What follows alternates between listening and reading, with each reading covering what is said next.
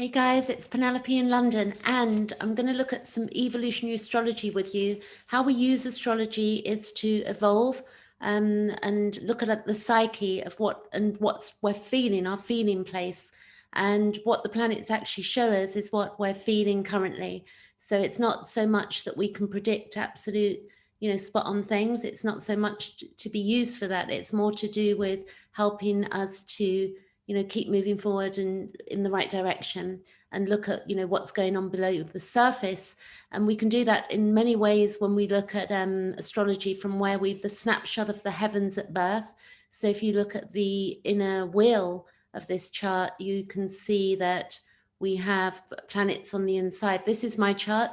So at birth, and why I'm looking at the chart of today as well, which is fascinating for me, because I'm looking at Lilith at the moment, which is the shadow in humanity.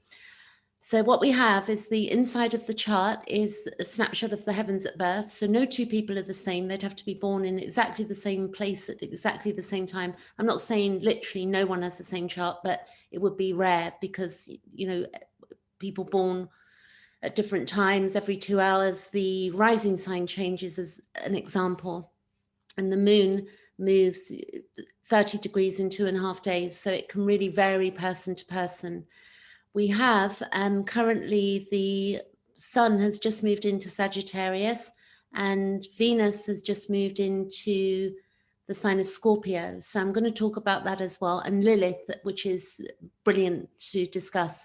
If you want to get your own chart, go to astro.com and put your details in your birth time, and it will throw up a chart and place of birth as well, and then you'll be able to look to see where your transits are. So that's the snapshot of the heavens at birth. The inner things going on here, the lines, are to do with explanation of how the planets speak to each other.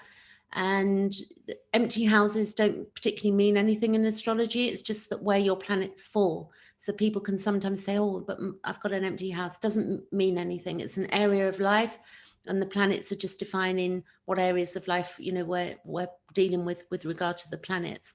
So the other thing that I'm going to focus on when I look at solar fire in a minute is that the Uranus, which is retrograde currently until January, is coming up to Lilith is applying, it's moving on to Uranus. And Lilith, Uranus takes 84 years to move around a chart, and Lilith takes 9 years.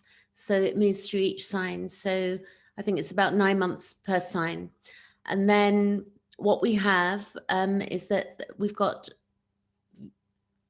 Venus up here. So we've got Venus just moved into Scorpio, and we've got Venus takes 224 days to move around the chart. So if we look at this, we've actually got an opposition going on to Venus, which is our needs and the way we hear ourselves as well. It's not just all about love. It's about, it's about our values and different meanings, with regard to evolutionary astrology. We look at it in various different ways. So then you can see my sun is currently on my ascendant here. And we can see that if I now I'm going to go to share, a new share, and I'm going to go to the emanated page of today. We've got here I've put the traditional charts. So we've got Aries there. We've got Chiron in Aries. This is healing ourselves, healing our inner wound. And this is Mars. Mars is like the can opener. As it moves over planets, it really can push them and drive them into, action, as well as ourselves. And then we've got also Lilith here. You can see we've got 3 degrees and 7 degrees. So this is what I want to look at today. And the sun is in Sag, I've told you that. Lilith is opposing Venus. Lilith is also opposing Uranus. Conjunct Uranus, we've got a conjunction there. So if we look at Venus opposing Uranus, if we look at Venus here, we've got Uranus and we've got Venus up here, 1 degree. And if we look at that, with Venus-Uranus opposition in the chart, it's where, we can be gentle, the Venus opposition. So with Venus opposition Uranus, it's where we can feel gentle, but you know, we can be taken advantage of with this Uranus and the Venus going on here. We need to be mindful that Venus opposite Uranus transit, it's about our desires, and it's also about impulsivity.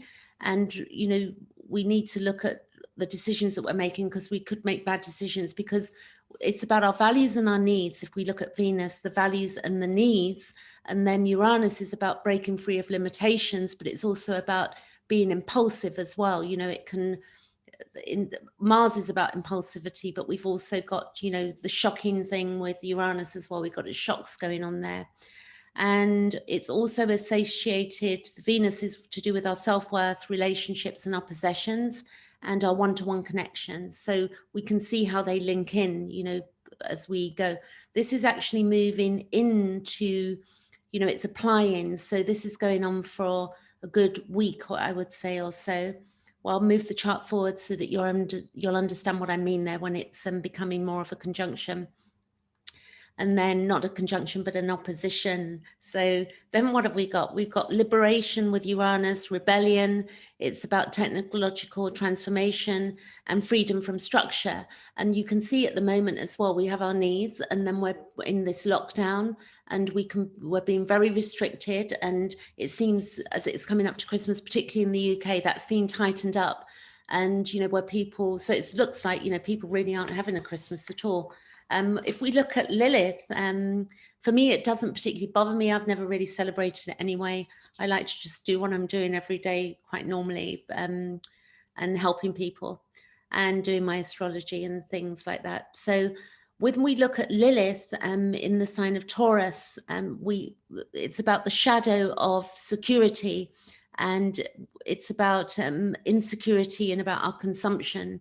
So if we then look a little bit more at Lilith, because that is the shadow, if you into Carl Gustav Jung, he's written a book called The Archetypes and the Collective Unconscious. And what we're dealing with right now is really the energy of looking at our shadow, so that as we move forward, and that as Pluto moves into Aquarius in the coming years, we basically get to a point in ourselves individually where we're not projecting, and we're maturing as well with the current chart, and to a point where we work together with others, you know, fulfilling hopes and dreams collectively, but we're no longer relying on patriarchy fully. This is what's ahead of us with the Pluto 23 degrees, 2024. It will move into the sign of Aquarius. On the 21st of December, we'll have a 0-degree conjunction of Jupiter and Saturn. Saturn's to do with our restriction, father, patriarchy, and Jupiter is to do with law, and it's to do with overseas travel and connection and spirituality and religion. So we're in for a big changes ahead of us. So if we look at Lilith conjunct Uranus, which we have here, with this conjunction, we can find ourselves changing our lives in dramatic ways.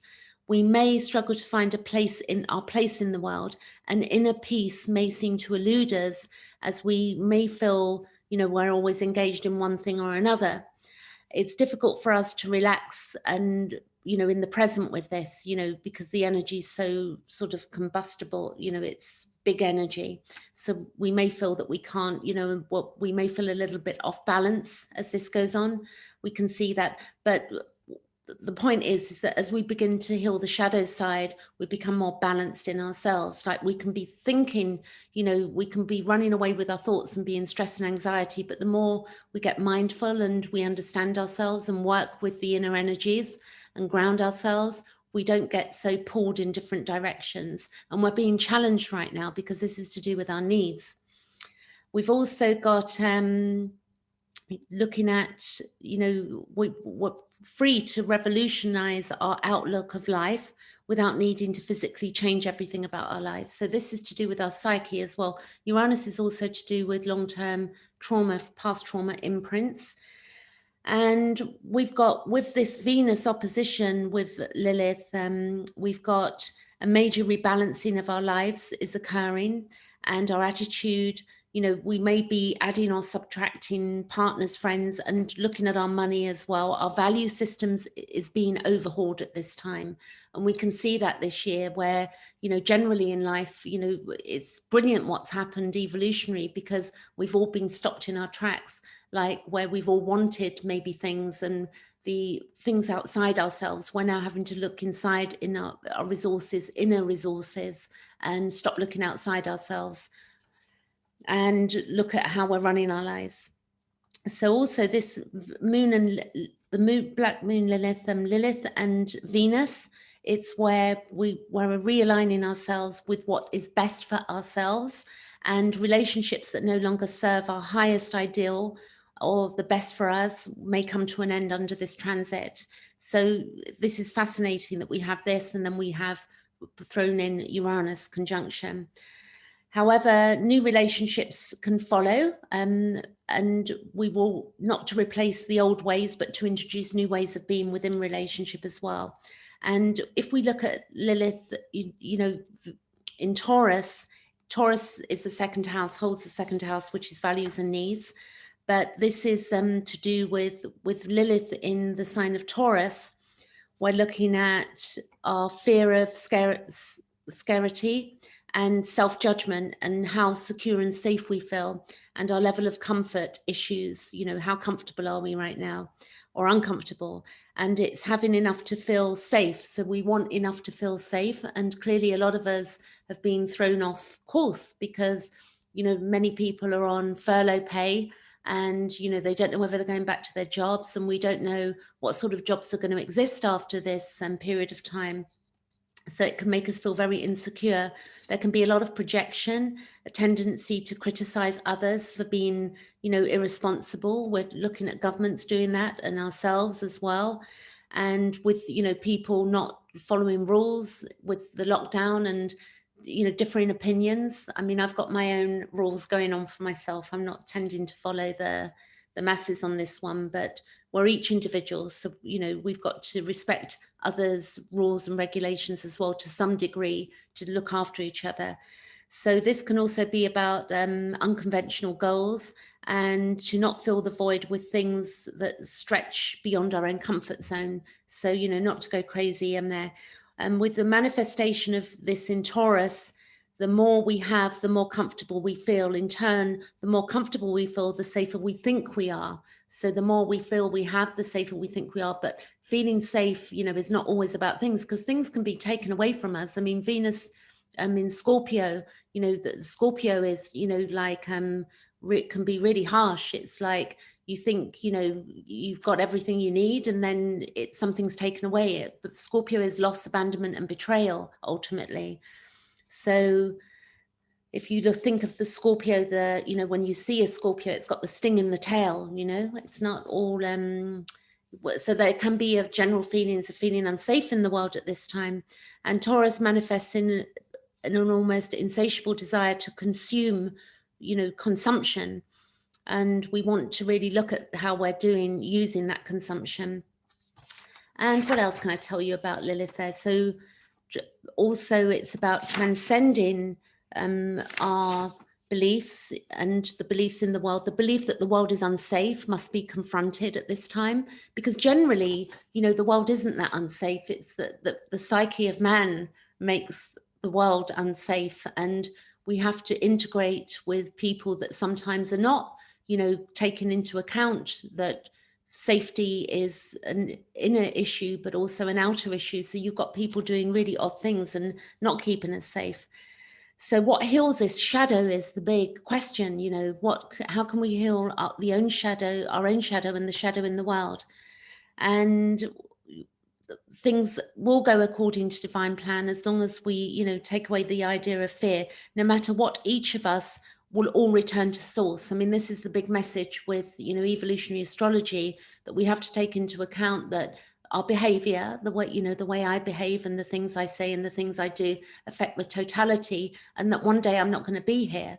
So to be selfish and, you know, to be narcissistic and not to look at that, and to not see you know, our own shadow, that we can be nasty, we can do nasty things and not take responsibility, or we can use the ego at its highest level and, you know, begin to get mindful about how we're reacting with others. So with this, the moon, black moon, Lilith in Taurus, you know, it's cutting back on whatever, you know, and filling that void with other things that we have, you know, not just with the luxurious things that we think we need that we don't need.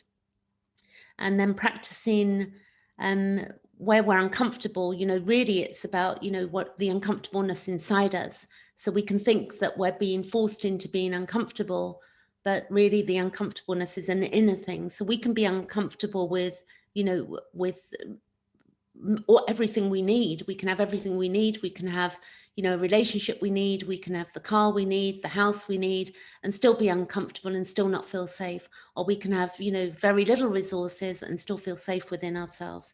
So it's a beautiful message, this that's going on here. So let's look. I'm going to show you now. I'm going to move this a few days ahead. So watch Lilith here as it moves on to 4 degrees. You see here?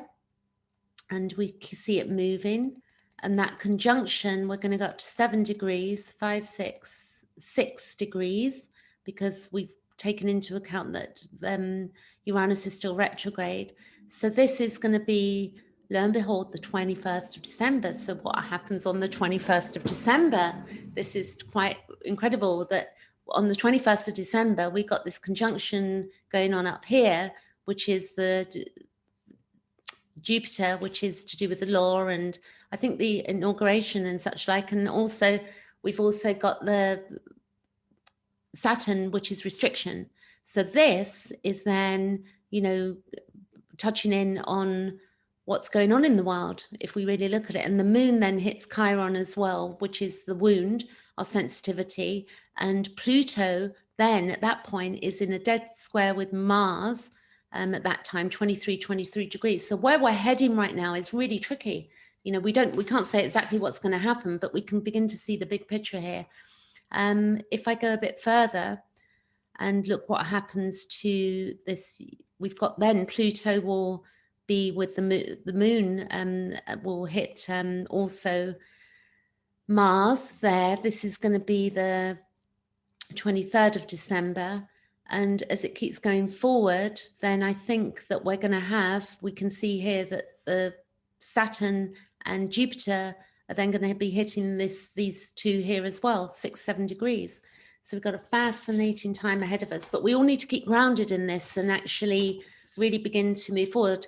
The last thing I'm going to do is look at what Venus means in Scorpio. I did a video on my channel that you can see. If you haven't subscribed also to my YouTube, please do, because I'm going to do regular videos and start doing a few lives as well, interactive, maybe bring up somebody's chart and make it a bit more interactive.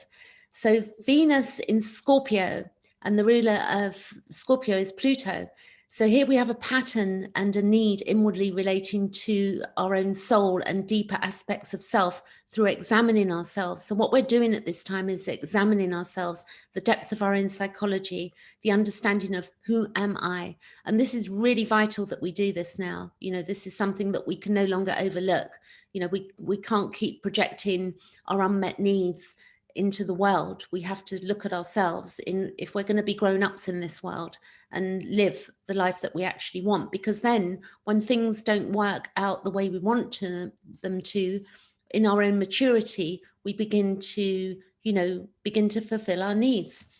And this is about the ability to examine our own nature and fears and what the desires and needs. This helps us to decipher who we are and how to relate to others. Like, how am I going to relate to the world right now? Am I going to project onto it, or am I going to say, okay, how am I going to meet my own needs? Each examination will cause us to expand and then to contract. So it's an expansion and then a contraction. So if you think of Scorpio with the tail, if you actually think of physically the animal, it will, contract and then it will expand. It's like, and it's very sensitive as well. It's like, so we have to watch out how we're reacting to each other at this time. Because, Scorpio has that tail. It's like you go forwards and somebody might say something to you and trigger you and you'll sting them. or you might be stung as well if you say the wrong thing to somebody else, or just the fact that you may be triggered. So it's about us understanding the depths of others as well, not just ourselves. And all the situations, you know, need to be evaluated at a depth, and our own inner world, and then in relationship to others.